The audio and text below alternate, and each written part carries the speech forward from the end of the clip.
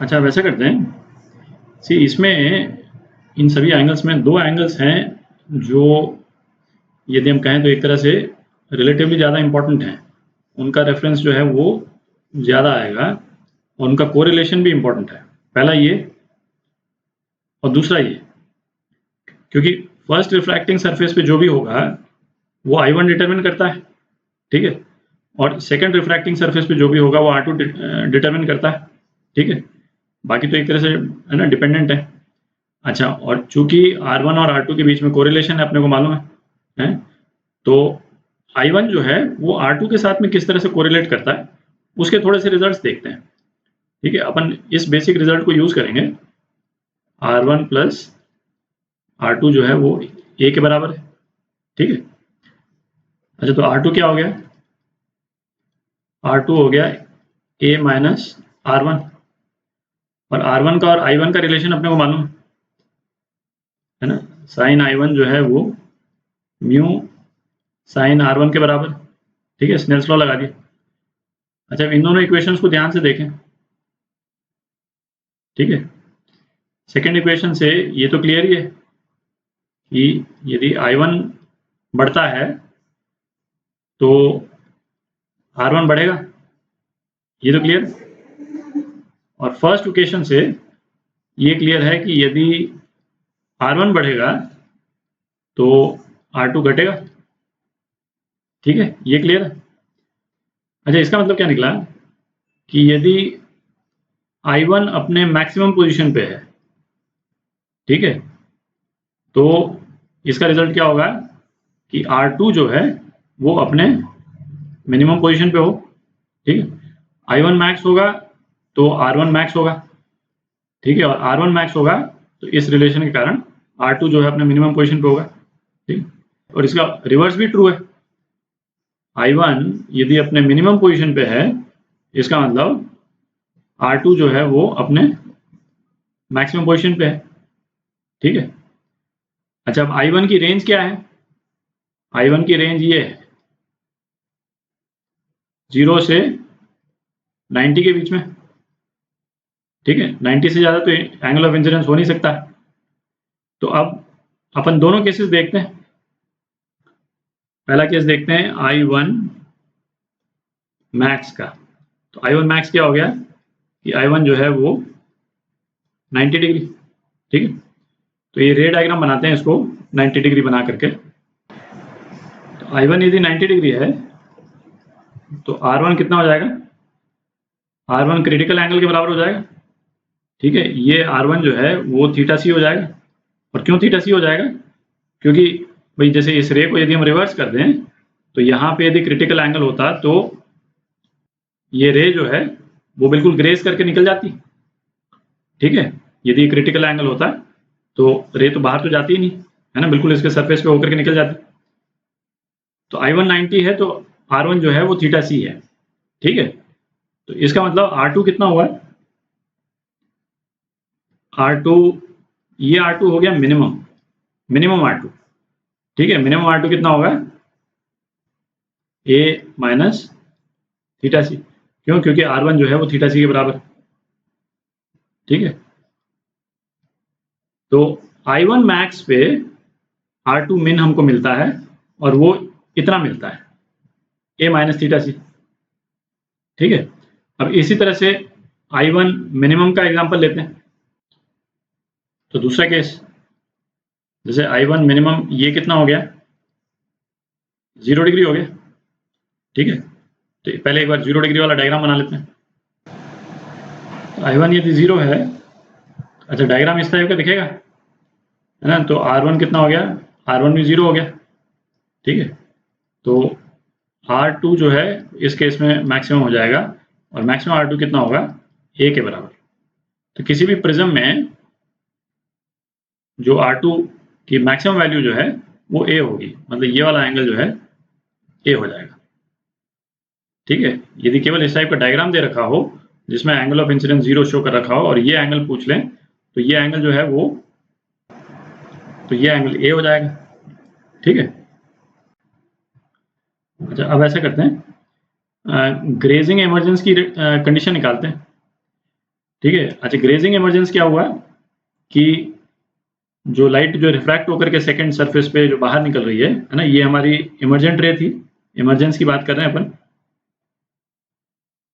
Emergent रे, ठीक है। ये बिल्कुल प्रिज्म के सरफेस के पैरेलल निकल जाए, और ये तो अपन देख चुके हैं ये कब होता है, R2 जो है वो क्रिटिकल एंगल के बराबर होगा, तो रे ये जो है वो सरफेस को ग्रेज करते हुए निकलेगी, ठीक है। तो ये एंगल कितना हो गया, ये थीटा सी हो गया, ठीक है। अच्छा, अब R1 के मैक्सिमम और मिनिमम रेंज जो है वो अपन ने अभी थोड़ी देर पहले निकाला।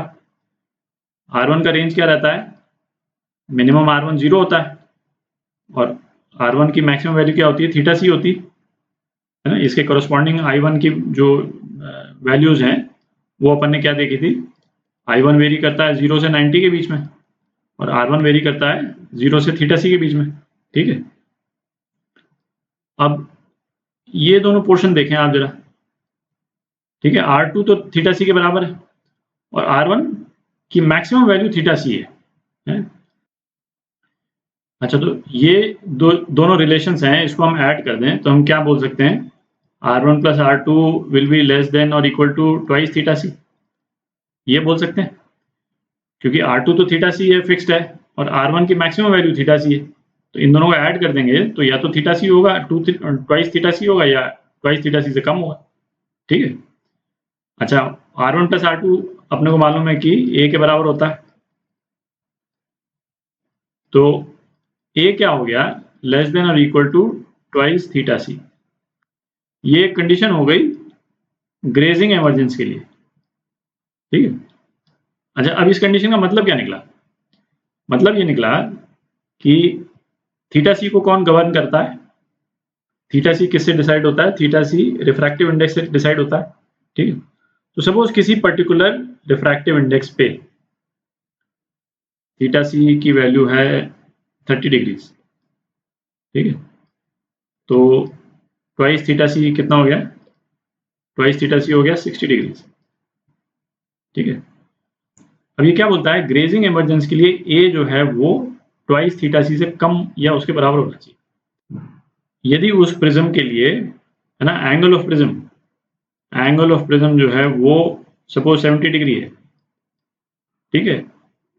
ये वाला एंगल जो है सपोज 70 डिग्री है, तो उस केस में ग्रेजिंग इंसिडेंस, ग्रेजिंग इमर्जेंस जो है वो कभी हो ही नहीं सकता है, ठीक है। एंगल ऑफ प्रिज्म 70 डिग्री यदि हम रखते हैं तो ये वाली सिचुएशन कभी आएगी ही नहीं, है ना। रे जो है वो नेसेसरीली बाहर निकल जाएगी।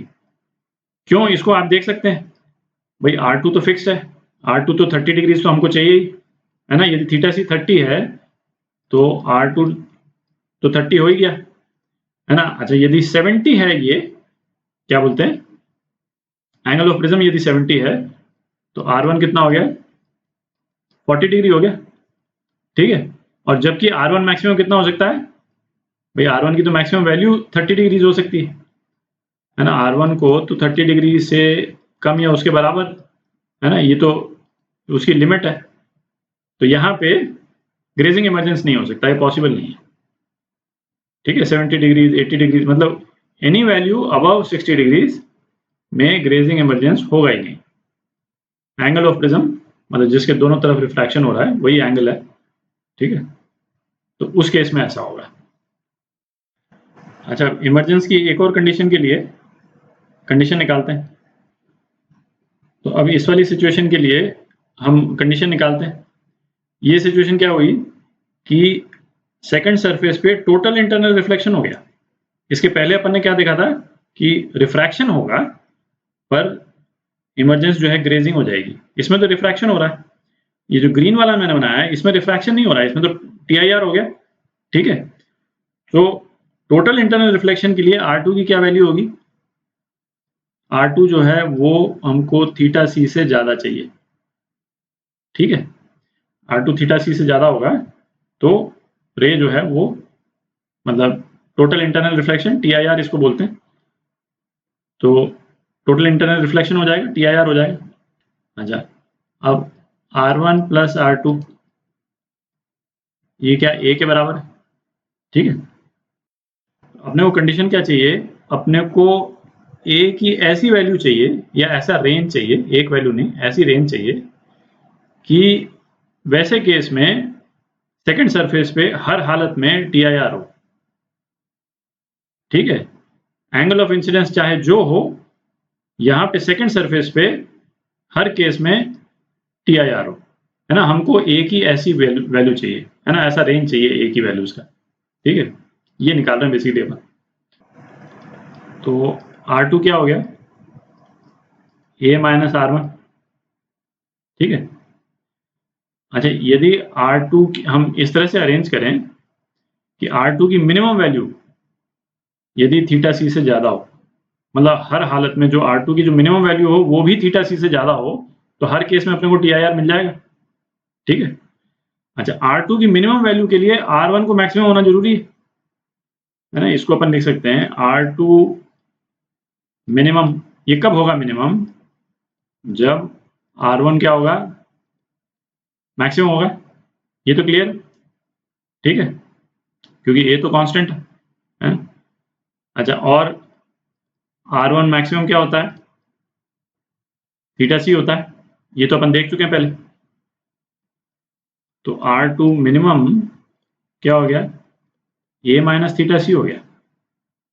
ठीक है, तो मिनिमम वैल्यू ऑफ R2 जो है यदि थीटा सी से ज्यादा हो जाए तो हमारा काम हो गया, क्योंकि इस वाली कंडीशन में जो है वो हमको TIR मिल रहा है। तो हमको क्या चाहिए बेसिकली कि R2 मिनिमम ये थीटा सी से ज्यादा होना चाहिए।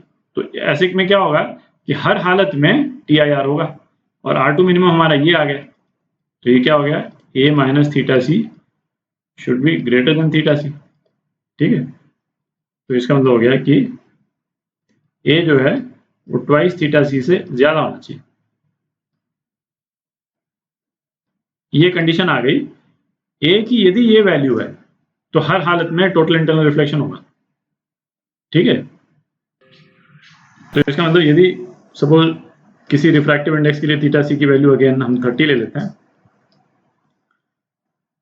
तो a ग्रेटर देन 60 डिग्रीज पे ये एंगल 60 डिग्री से जैसे ही इंक्रीज करेगा सेकंड सरफेस पे TIR होना शुरू हो जाएगा। ठीक है, इसका ये मतलब निकला। तो ये जो अपन ने अलग अलग जो कंडीशंस निकाली है ना, उसको आप एक टेबल बना के या किसी एक तरह से, है ना, नोट के फॉर्म में अलग से छोटे में लिख करके रखें, क्योंकि इसी के फिर वेरियस कॉम्बिनेशन में, है ना, क्वेश्चंस वगैरह बनते हैं।